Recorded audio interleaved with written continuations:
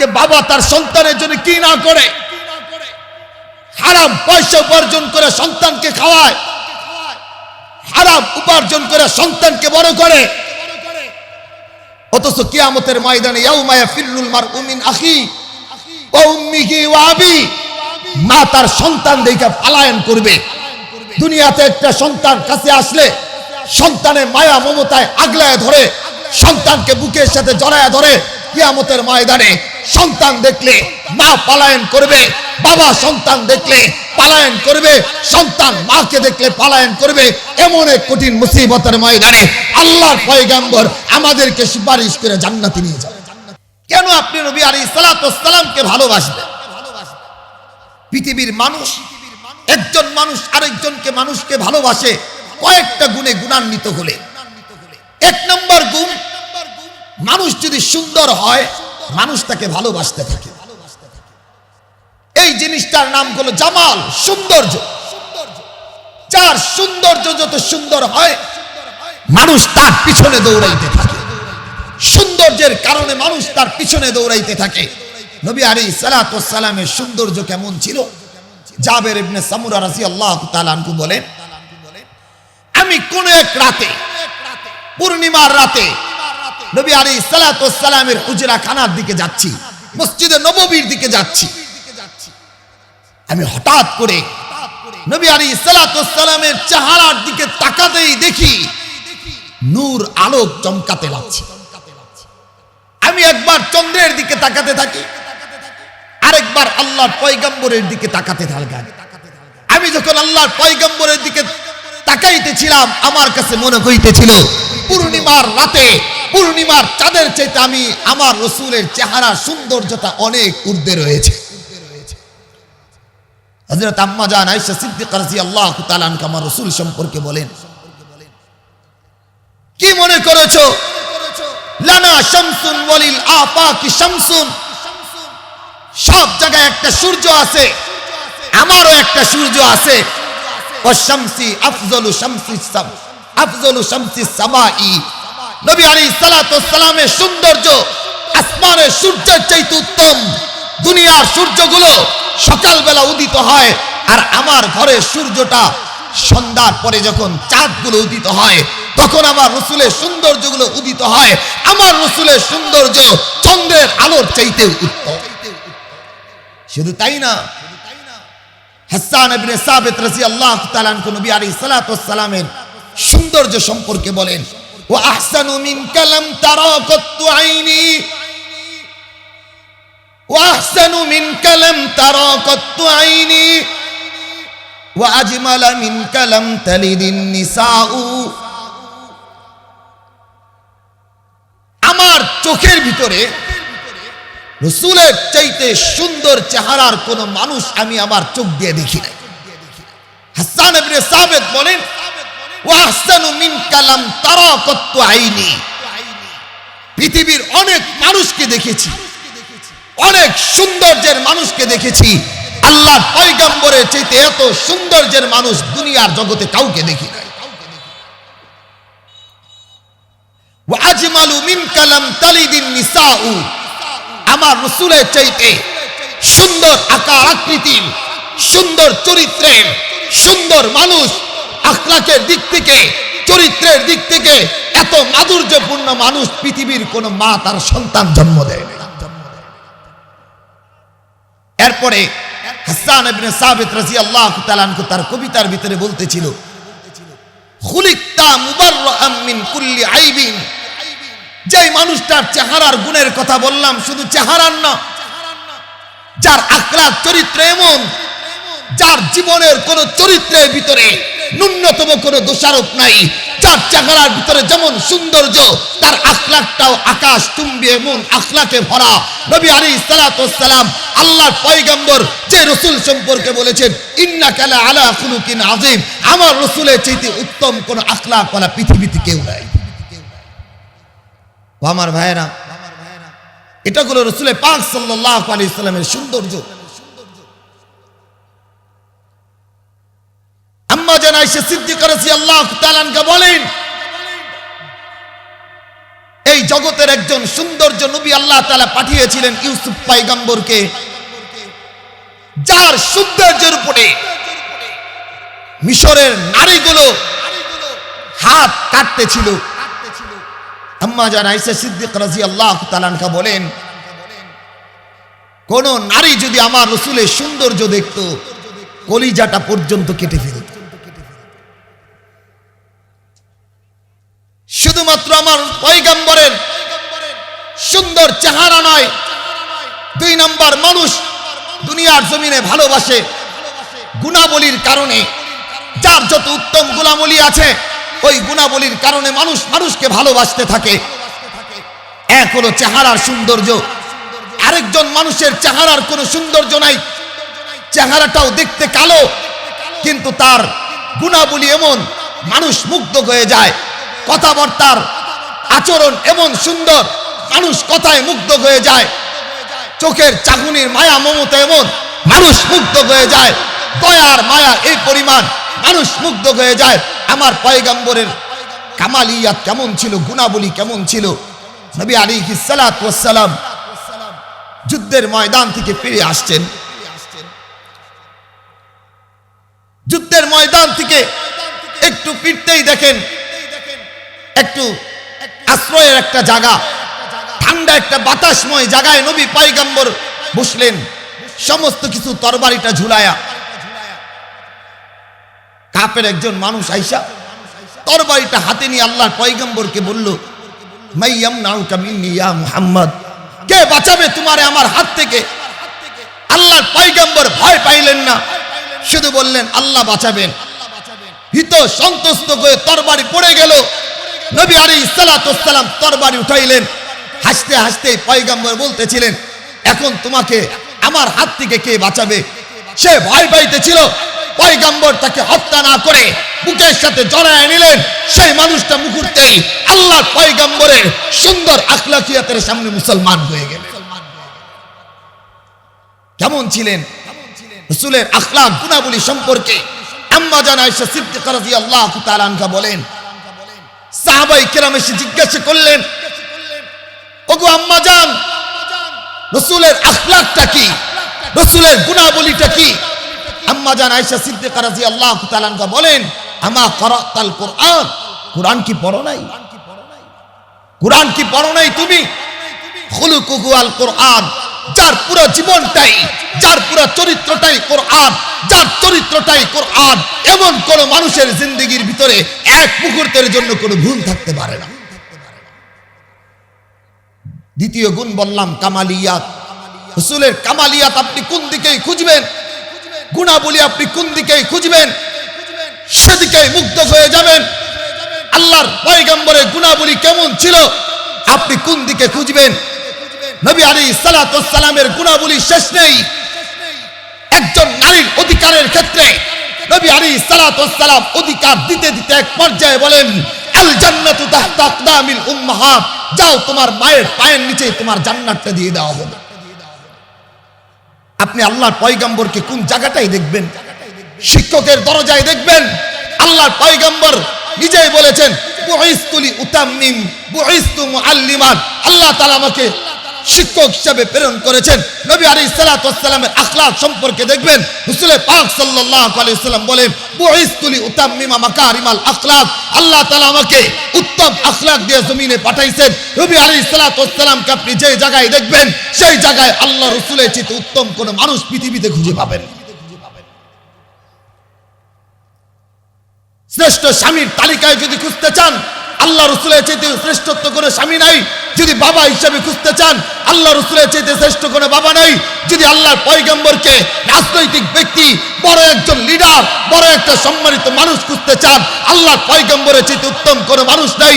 যুদ্ধের ময়দানের বড় একজন চিফ কমান্ডার খুঁজতে চান, আল্লাহর পয়গম্বরের চাইতে উত্তম কোনো চিফ কমান্ডার নাই। যেই গুণাবলী আপনি খুঁজবেন, সেই গুণাবলীতে আল্লাহর পয়গম্বরের চাইতে উত্তম কোনো মানুষ নাই। ও আমার ভাইয়েরা, দুইটা গুণের কথা বললাম, এক হলো জামাল সৌন্দর্য, দুই হলো কামাল, 3 নাম্বার হলো আত্মীয়তার সম্পর্ক।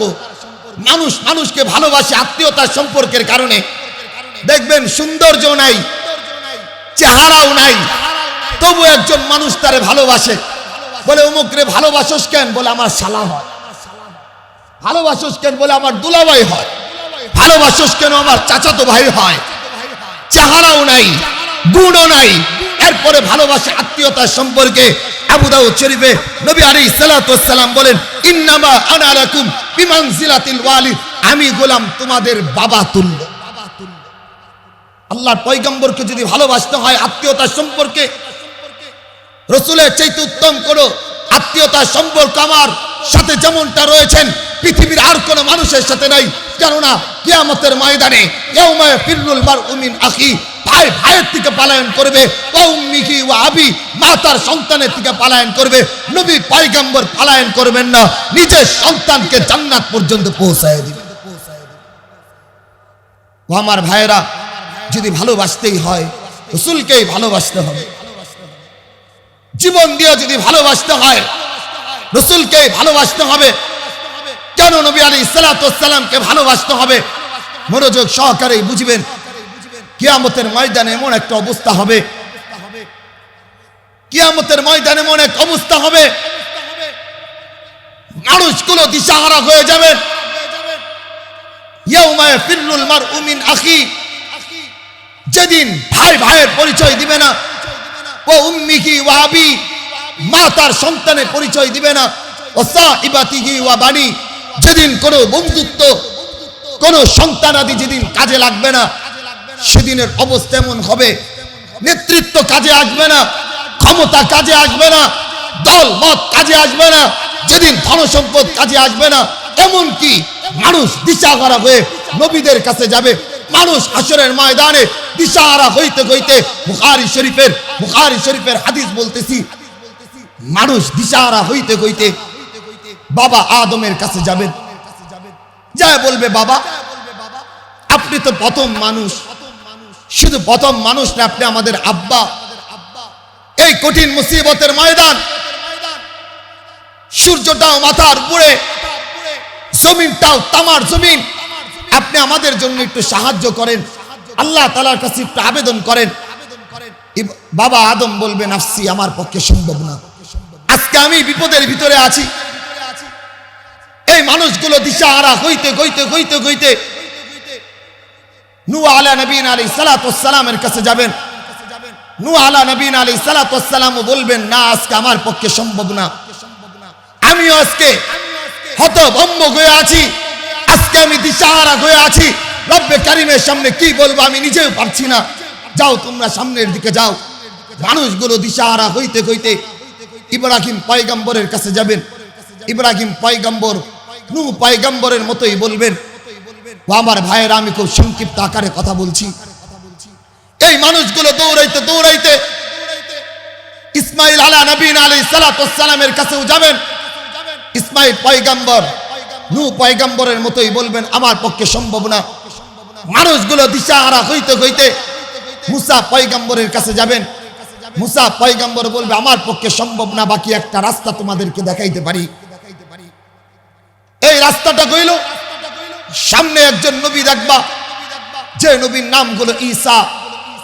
আল্লাহ তাআলা খুব মায়া করে তাকে তৈরি করেছেন। সে যদি আল্লাহ তাআলার কাছে আবেদন করে, হয়তো আল্লাহ তাআলা সেই সুবাদে তোমাদের বিচার কার্য পরিচালনা করতে পারেন। যাও। সমস্ত মানুষগুলো ঈসা পয়গম্বরের কাছে যাবেন। ঈসা আলা নবীনা আলাইহিস সালাতু ওয়াস সালাম বলবেন, আমার পক্ষেও সম্ভব না, কিন্তু আমি তোমাদেরকে একটা পথ দেখাতে পারি। যাও সামনে, যায় দেখবে একজন মানুষ সিজদায় পড়ে আছে। এই মানুষটার কাছে যায় বলবা, আমরা এরকম বিপদে পড়েছি। নবী আলাইহিস সালাতু ওয়াস সালাম সিজদায় পড়া থাকবেন। সমস্ত উম্মতগুলো আল্লাহর পয়গম্বরের কাছে যাবেন। নবী আলাইহিস সালাতু ওয়াস সালামের কাছে যাওয়ার পরে বলবে, ইয়া রাসূলুল্লাহ, আমরা খুব বিপদ অবস্থায় আছি, আপনি আল্লাহ তাআলার কাছে একটু আবেদন করেন। এমন অবস্থায় নবী আলাইহিস সালাতু ওয়াস সালাম উম্মার দিকে তাকাবেন। তাকানোর পরে আবার সিজদা দিবেন। আল্লাহ তাআলা ডাক দিবেন, ইয়া মুহাম্মদ ইরফা রাসা, ও আল্লাহর পয়গম্বর, ও আমার হাবিব, ও আমার বন্ধু, আপনি মাথাটাকে তুলেন, সাল তুতা, আজকে যা চাবেন তাই আপনাকে দান করা হবে। যান আজকে আপনি সুপারিশ করেন, আপনার সুপারিশটা গ্রহণ করা হবে। নবী আলাইহিস সালাতু ওয়াস সালাম, সমস্ত নবীরা, বাবা আদম যেখানে পারে নাই, নূহ পয়গম্বর যেখানে পারে নাই, ঈসা পয়গম্বর যেখানে পারে নাই, মুসা পয়গম্বর যেখানে পারে নাই, সেখানে নবী আলাইহিস সালাতু ওয়াস সালাম নিজের উম্মতগুলোকে সুপারিশ করে জান্নাতে নিয়ে যান। ও আমার ভাইরা, কেন আপনি ভালোবাসবেন? সূরা আবাসা, কত কঠিন কথা।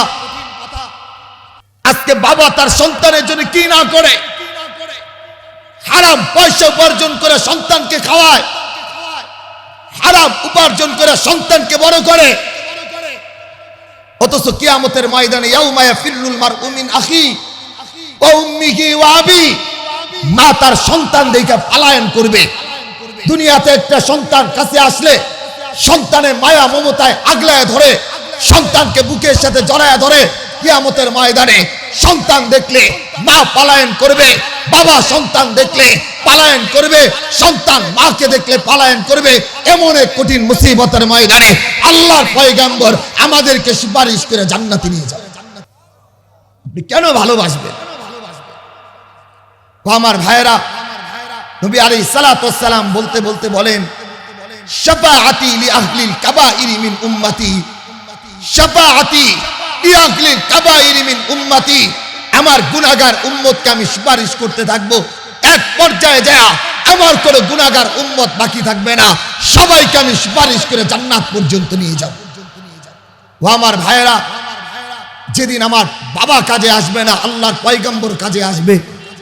যেদিন আমার দল আর নেতা কাজে আসবে না, সেদিন আল্লাহর পয়গম্বর কাজে আসবে।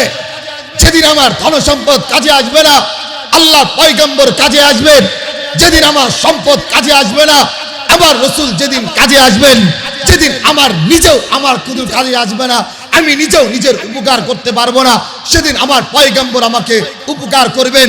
এজন্যই পয়গম্বর বলেন, বাবার চাইতে বেশি ভালোবাসতে হবে পয়গম্বরকে, নিজের মায়ের চাইতে বেশি ভালোবাসতে হবে, দল আর নেতার চাইতে রাসূলকে বেশি ভালোবাসতে হবে, শেষ পর্যায়ে নিজের জীবনের চাইতে রাসূলকে বেশি ভালোবাসতে হবে। ও আমার ভাইয়েরা, হেমনগরের মানুষ ভালো করে বুঝবেন, কিয়ামতের এক চিত্রের কথা বললাম। যেদিন বাবা তার সন্তানের পরিচয় দিবে না, শুধু পরিচয় না, সন্তান দেখলে বাবা দৌড়াবে, সন্তান দেখলে মা দৌড়াবে, ছেলে দেখলে মা দৌড়াইতে থাকবে, মেয়ে দেখলে মা দৌড়াইতে থাকবে। ইয়াউমা নাদউ কুল্লা উনাসিম বিইমামিহিম, প্রত্যেক ব্যক্তি তার পরিবার দলীয় ব্যক্তিদেরকেও ডাকবেন, সেদিন কেউ কাজে আসবে না। আল্লাহ তাআলা বলেন, এমন এক অবস্থা হবে, ওয়া আম্মা মান উতিয়া কিতাবাহু বিশিমালি, যার আমলনামা বাম হাতে দেওয়া হবে, অবস্থা খুব খারাপ হয়ে যাবে। সেদিন ওই মানুষগুলোকে জিজ্ঞাসা করা হবে, বাম হাতে আমলনামা পাইলা কেন? সে চিৎকার করে বলবে, মা আগনা আন্নি মালিয়া, আমার ধন সম্পদ কোনো কাজে আসে নাই। হালাকা আন্নি সুলতানিয়া, আমার রাজত্ব কোনো কাজে আসে নাই, আমার সব কিছু আজকে ধ্বংস হয়ে গেছে, আমার নিজের কোনো কাজে আসে নাই। ও হেমনগরের মানুষ ভালো করে বুঝেন, যেদিন ধন সম্পদ কাজে আসবে না, সেদিন আমার রাসূল কাজে আসবে। যেদিন আমার কোনো ব্যক্তিত্বের পরিচয় কাজে আসবে না, সেদিন আমার রাসূল কাজে আসবে। যেদিন আমার বাবা পলায়ন করবে, সেদিন আমার রাসূল আমার হাতটা ধরে জান্নাতে নেবে। এজন্য নিজের বাবার চাইতে, নিজের ক্ষমতার চাইতে, নিজের দলীয় ব্যক্তির চাইতে, এমনকি নিজের মায়ের চাইতে, নিজের জীবনের চাইতে আল্লাহর পয়গম্বরকে বেশি ভালোবাসতে হবে। ও আমার ভাইরা, আমি যে রাসূল পাক সাল্লাল্লাহু আলাইহি সাল্লামকে ভালোবাসবো, কেমন ভালোবাসবো? প্রশ্ন দাঁড়ায়, হুজুর কেমন ভালোবাসবো, কিভাবে ভালোবাসবো? সাহাবায়ে কেরাম যেমন ভালোবেসেছেন আমাকে, তেমন ভালোবাসতে হবে। সাহাবায়ে কেরাম রাসূল পাক সাল্লাল্লাহু আলাইহি সাল্লামকে কেমন ভালোবেসেছেন? ও আমার ভাইরা, বেশি কথা বলার সময় নাই, খুব অল্প সময় নবী আলাইহিস সালাতু ওয়াস সালামকে সাহাবায়ে কেরাম কেমন ভালোবেসেছেন এই এক রূপরেখা বলবো। সাইয়েদিনা আবু বকর রাদিয়াল্লাহু তাআলা ভালোবাসার কোনো শেষ নাই, হযরত ওমর ইবনুল খাত্তাবের ভালোবাসার কোনো শেষ নাই, হযরত উসমান রাদিয়াল্লাহু তাআলা ভালোবাসার কোনো শেষ নাই, হযরত আলী রাদিয়াল্লাহু তাআলা এর ভালোবাসার কোনো শেষ নাই। প্রত্যেকটা মানুষ নবী আলাইহিস সালাতু ওয়াস সালামকে জীবন দিয়ে ভালোবেসেছে। শুধু তাই না, নবী আলাইহিস সালাতু ওয়াস সালামের জন্য নিজের পরিবার ছেড়েছেন, নিজের আত্মীয় স্বজন ছেড়েছেন, নিজের সন্তান পর্যন্ত ছেড়ে দিয়ে আল্লাহর পয়গম্বরের জন্য নিজের জীবনটা সাহাবায়ে কেরাম দিয়ে দিয়ে। ও আমার ভাইয়েরা, শুধু একজন মহিলার কথা বলি, আল্লাহর পয়গম্বরকে কেমন ভালোবেসেছেন উহুদ যুদ্ধে। নবী আলাইহিস সালাতু ওয়াস সালাম আঘাত পাইলেন, মাথা থেকে রক্ত গড়াচ্ছে, চেহারা থেকে রক্ত গড়াচ্ছে। এই অবস্থায় নবী আলাইহিস সালাতু ওয়াস সালামকে রাখা হইল। ওই দিক থেকে এক বাড়ির এক মহিলা দৌড়াইতেছে, সংবাদ পায় আল্লাহর রাসূল আঘাত পাইছেন। এই সংবাদ পায়া মহিলাটা দৌড়াইতেছে উহুদ যুদ্ধের দিকে। রাস্তায় দেখা গেল কিছু সাহাবায়ে কেরামের সাথে। সাহাবায়ে কেরামকে বলল, রাসূল কেমন আছে? সাহাবায়ে কেরাম বলল, তোমার স্বামী দুনিয়া থেকে বিদায় নিছে। মহিলাটা বলে, রাখো তোমার আমার স্বামী, বলো আল্লাহর রাসূল কেমন আছে। সামনের দিকে দৌড়াইতেছে পাগলের মতো। আরেক দল সাহাবায়ে কেরামের সাথে দেখা, আল্লাহর পয়গম্বরের সম্পর্কে বললেন, রাসূল কেমন আছে? বলল, তোমার ছেলেটা দুনিয়া থেকে বিদায় নিছে। সেই মহিলা বলে, রাখো আমার ছেলে, বলো আমার রাসূল কেমন আছে। আবার সামনের দিকে দৌড়াইতেছে। এবার সকলেই বলে, তোমার ভাইটা দুনিয়া থেকে বিদায় নিছে। মহিলা বলে, আমার রাসূল কেমন আছে। সামনে যাওয়ার পরে আরেক দলকে মহিলা বলছে, আমার রাসূল কেমন আছে। সবাই বলল, তোমার স্বামীও দুনিয়া থেকে বিদায় নিছে, বাবাও দুনিয়া থেকে বিদায় নিছে। বলেন তো হেমনগরের মানুষ, একজন মহিলা, সবচেয়ে আপন গুলো তার স্বামী, তারপরে তার ছেলে, তার বাবা, তার ভাই, চারজনই দুনিয়া থেকে বিদায় নিছেন। দৌড়াইতে দৌড়াইতে যে আল্লাহর পয়গম্বরকে দেখেন রক্তাক্ত অবস্থায় পড়ে আছেন। সেই মহিলা আল্লাহর পয়গম্বরকে দেখা মাত্রই বলি, ইয়া রাসূলুল্লাহ, রাস্তায় আসতে শুনলাম আমার স্বামীও দুনিয়া থেকে বিদায় নিছেন, ছেলেটাও দুনিয়া থেকে বিদায় নিছেন, বাবাও দুনিয়া থেকে বিদায় নিছেন, ভাইও দুনিয়া থেকে বিদায় নিছেন। বাকি আমার কোনো আফসোস নাই। আপনাকে দেখার পরে আমার কলিজাটা ঠান্ডা হয়ে গেছে। আমার সবাই যদি দুনিয়া থেকে চলে যায় তাও কোনো আফসোস নাই। যদি আপনি শুধু বেঁচে না থাকতেন, সারা পৃথিবীর সবাই বেঁচে থাকলে আমার আফসোস ছিল। এই মহিলা কি পরিমাণ আল্লাহর পয়গম্বরকে ভালোবেসেছেন। ও আমার ভাইয়েরা, শুধু তাই না, নবী আলাইহিস সালাতু ওয়াস সালামকে সাহাবায়ে কেরাম কি পরিমাণ ভালোবাসতেন। নবী আলাইহিস সালাতু ওয়াস সালামের স্ত্রী ছিল হযরতে হাবিবা রাদিয়াল্লাহু তাআলা আনহা।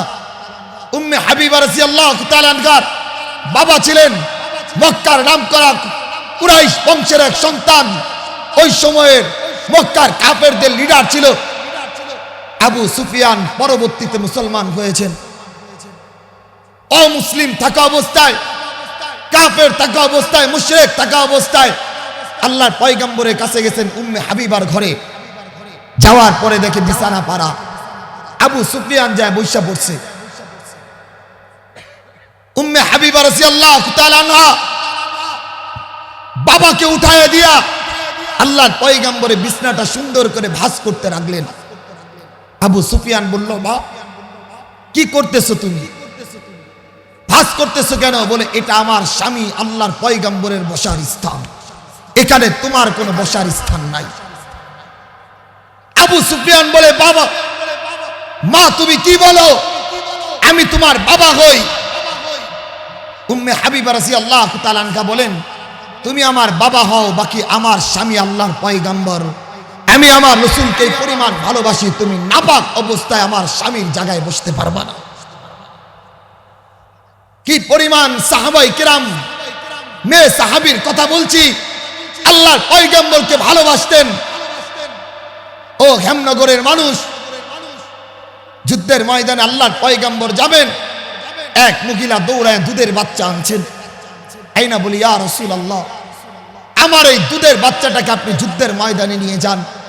নবী আলাইহিস সালাতু ওয়াস সালাম বললেন, কি বলো তুমি? এই বাচ্চা কি যুদ্ধ করতে পারবে নাকি? বাচ্চা তো যুদ্ধ করতে পারবে না, তীর চালাইতে পারবে না, তরবারি চালাইতে পারবে না।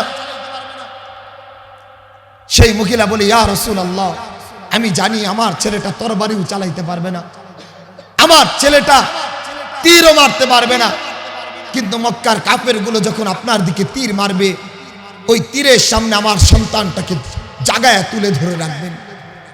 তীরের আঘাতে আমার সন্তানটা যেন কত বিক্ষত হয়ে যায়, একটা তীরের আঘাত যেন আপনার গায়ে না লাগে। কি পরিমাণ মহিলারা পর্যন্ত নবী আলাইহিস সালাতু ওয়াস সালামকে কি পরিমাণ ভালোবাসতেন। ও আমার ভাইরা, শুধুমাত্র সাহাবায়ে কেরাম না, তাবিঈনরাও রাসূল পাক সাল্লাল্লাহু আলাইহি সাল্লামকে কি পরিমাণ ভালোবাসতেন। শুধু তাবিঈন না, তাবিঈনরাও নবী আলাইহিস সালাতু ওয়াস সালামকে কি পরিমাণ ভালোবাসতেন। ও আমার ভাইরা, এখন যেই কথাটা বলছি অনেক বছর আগের ঘটনা না, 100 বছর হয় নাই। এই ইন্ডিয়ার একটা যুবক ছিলেন কাঠ মিস্ত্রি, নাম হলো ইলমুদ্দিন, নাম ছিল ইলমুদ্দিন। একজন কাঠ মিস্ত্রি ছিল, টকবকে যুবক ছিল। হঠাৎ করে রাস্তায় বের হয়ে দেখে এক জায়গায় মানুষের সরগোল চলতেছে। মাথা ঢুকায় বলে, কি কইছে ভাই? বলে, একজন আল্লাহর পয়গম্বরের দুশমন, আল্লাহর পয়গম্বরের বিরুদ্ধে একটা বই লেখছে, যে বইয়ের নাম হলো রঙ্গিলা রসুল। আল্লাহর পয়গম্বরের বিরুদ্ধে, নবী আলাইহিস সালাতু ওয়াস সালামের চরিত্রের বিরুদ্ধে একটা বই লেখছে। এই কথা শোনার সাথে সাথেই ইলমুদ্দিন, একজন কাঠ মিস্ত্রি, ঘরের ভিতরে চলে গেলেন। যায় একটা ছুরি সুন্দর করে দাঁত দেওয়া শুরু করছেন। মা বলে, বাবা কি করতেছিস? বলে, না বলা যাবে না, বলা যাবে না। কি করতেছিস? বলে, বলা যাবে না। ছুরিটাকে দাঁড় দিয়া যে রঙ্গিলা রসুল দেখেছেন, যায় তার গর্দানটাকে গলার ভিতরে ছুরি লাগায়া গলাটাকে আলাদা করে দিছে। পুলিশ তারে ধরে নিয়ে গেছে, জেলখানায় আবদ্ধ। আল্লাহর পয়গম্বরের বিরুদ্ধে যে বই লিখেছে তাকে গর্দান আলাদা করে দিছে। আদালতের ভিতরে যখন তোলা হয়েছে, আমাদের বাংলাদেশের একজন উজ্জ্বল নক্ষত্র ছিল, শেরে বাংলা একে ফজলুল হক, ওই মামলার একজন উকিল ছিলেন। যায়া ছেলেটাকে কোর্টের ভিতরে যায় বললেন, শুনো, আগামীকাল তোমার কোর্টে তোলা হবে, তুমি জেলখানা ওই কোর্টের ভিতরে দাঁড়ায় বলবা, আমার মাথাটা ঠিক ছিল না, আমার মাথাটা ঠিক ছিল না, আমি পাগল ছিলাম, কি করছি জানি না, তারপরে কোর্টে যা বলতে হয় আমরা বলবো। ছেলেটাকে যা শিখায় আসছে, ঠিক পরের দিন কোর্টে যাওয়ার পরে ম্যাজিস্ট্রেটটাকে জিজ্ঞাসা করেছে, ইলমুদ্দিন, কিভাবে তুমি হত্যা করেছো? সে বলে, আমি ঠান্ডা মাথায়, বুঝ শক্তি মাথায় নিয়ে আমি এই মানুষটাকে খুন করেছি। একে ফজলুল হক বলেন, কিরে ইলমুদ্দিন, তোকে না রাতের বেলা বলে আসলাম, তুই শুধু বলবি আমার মাথাটা ঠিক ছিল না? এবার সেই যুবক বলে, আপনি তো আমাকে বলে আসছেন রাতের বেলা আমি স্বপ্ন দেখি আল্লাহর পয়গম্বর আমার জন্য অপেক্ষা করতেছেন,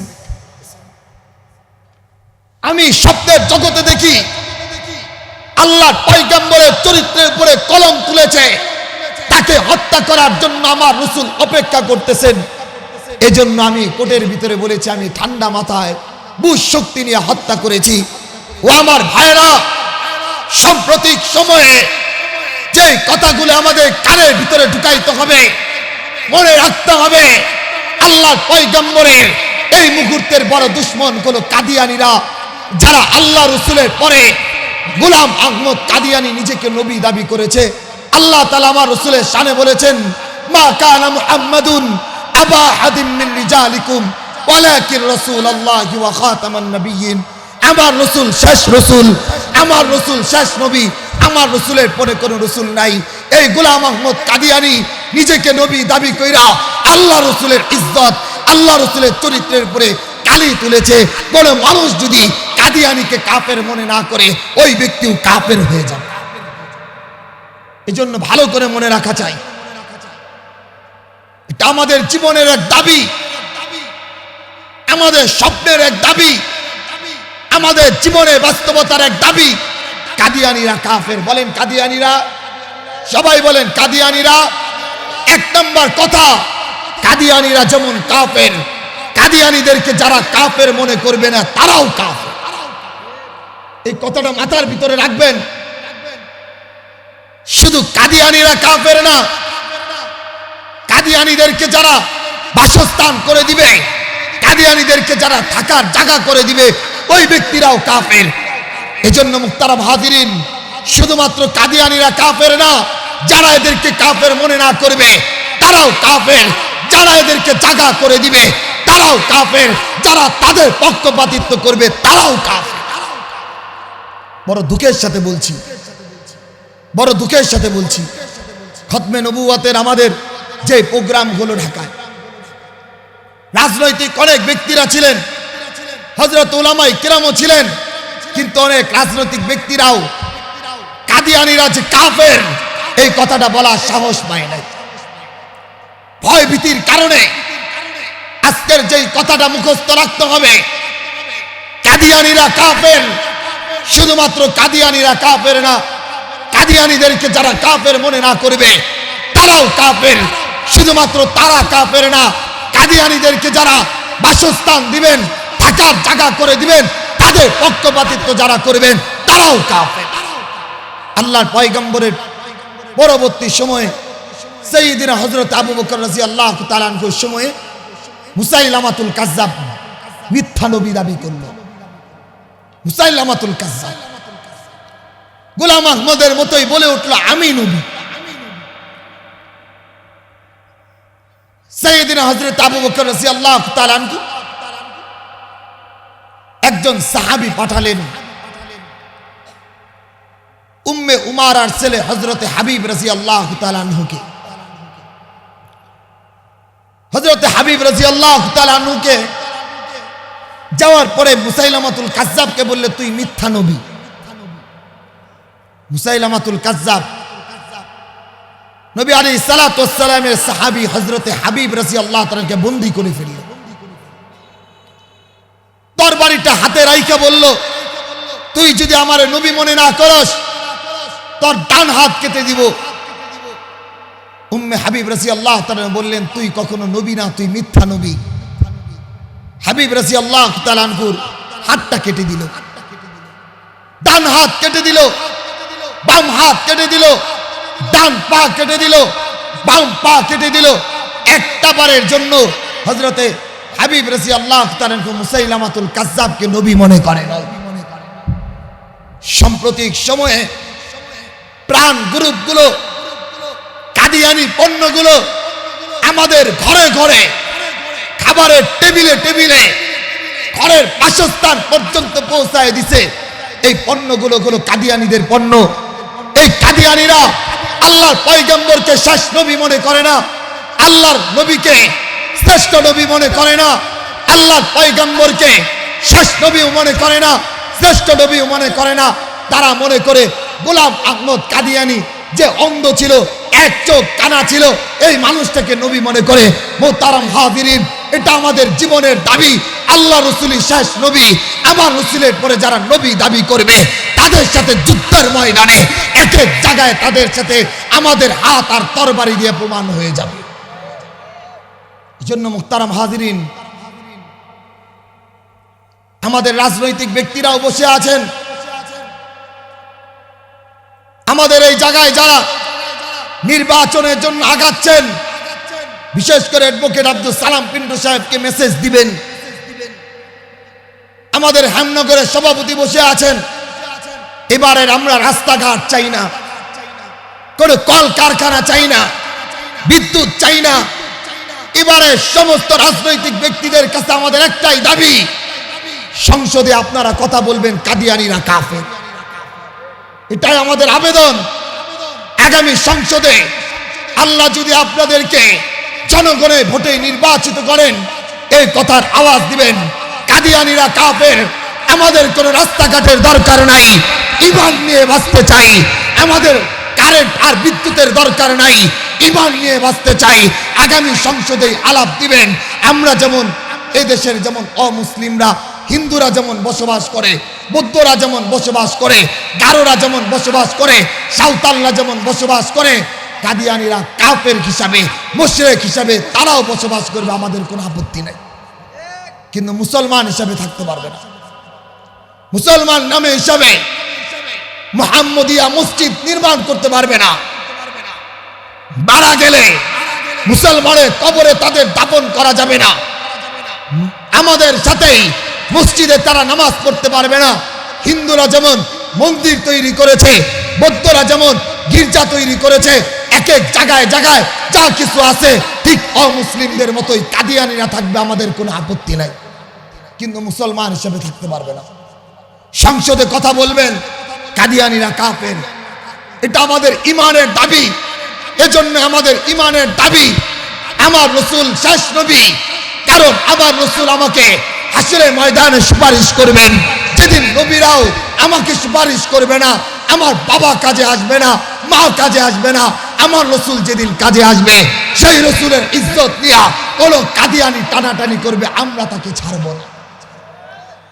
এই জন্য আমাদের একটাই আবেদন থাকবে, আগামী সংসদের নির্বাচনে দলীয় ব্যক্তি বলেন, যেই ব্যক্তি আসবেন সবাই এই কথা বলবেন, আগামী সংসদে আপনি কথা বলবেন এটাই কাদিয়ানিরা কাফের, এই কথার আওয়াজ দিবেন। সংসদে যদি ও আমার ভাইরা শুধুমাত্র বাংলাদেশে না, পাকিস্তান বলেন, নেপাল বলেন, ভুটান বলেন, দুবাই বলেন, কাতার বলেন, সৌদি বলেন, সব জায়গায় কাদিয়ানিদেরকে রাষ্ট্রীয়ভাবে কাফের ঘোষণা করা হয়েছে, অথচ বাংলাদেশের মতো ছোট রাষ্ট্রে করতে পারে না। কেন? এটা রসুলের মোহাব্বত আমাদের দিলে তৈরি হয় নাই, রসুলের ভালোবাসা আমাদের দিলে তৈরি না হওয়ার কারণে কাদিয়ানিদেরকে আমরা কাফের বলতে পারি না। পাকিস্তানে কাফের ঘোষণা করা হয়েছে, দুবাইয়ে ঘোষণা করা হয়েছে, তুরস্কে পর্যন্ত কাদিয়ানিদেরকে কাফের ঘোষণা করা হয়েছে, বাংলাদেশে করতে পারে না। কারণ সবাই আমরা গোলামীর জিঞ্জির আবদ্ধ হয়েছি।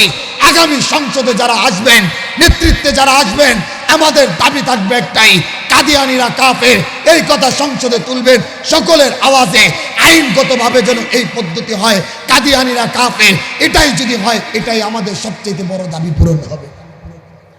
এই জন্য মুহতারাম হাজিরিন, যদি আমি রসুলের পাক, আমার কথা শেষ, নবী আলাইহিস সালাতু ওয়াস সালামকে যদি আমি ভালোবাসি, কি পরিমাণ মর্যাদা আল্লাহ দিবেন।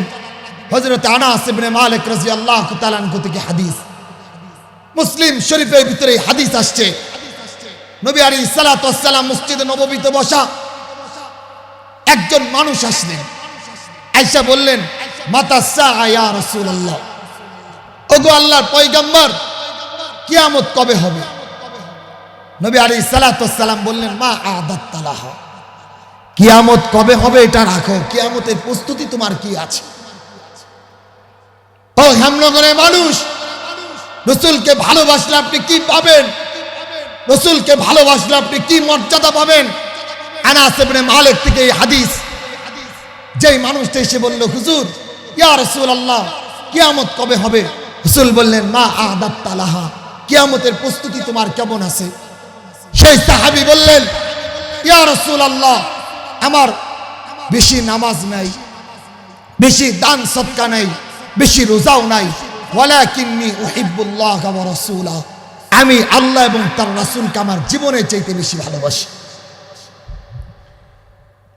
সেই সাহাবীর এই বক্তব্য শোনার সাথে সাথে আল্লাহর পয়গম্বর বললেন, মা মান আহবাবতা, হ্যাঁ, তোমার নামাজ কম, তোমার রোজা কম, তোমার সদকা কম, তোমার সবকিছুই কম, বাকি তুমি তোমার জীবনে চাইতে রসুল আর আল্লাহকে বেশি ভালোবাসো। শোনো, তুমি যাদেরকে বেশি ভালোবাসো, মা মান আহবাবতা, আল্লাহ তার সাথেই তোমাকে হাসর করে দিবেন।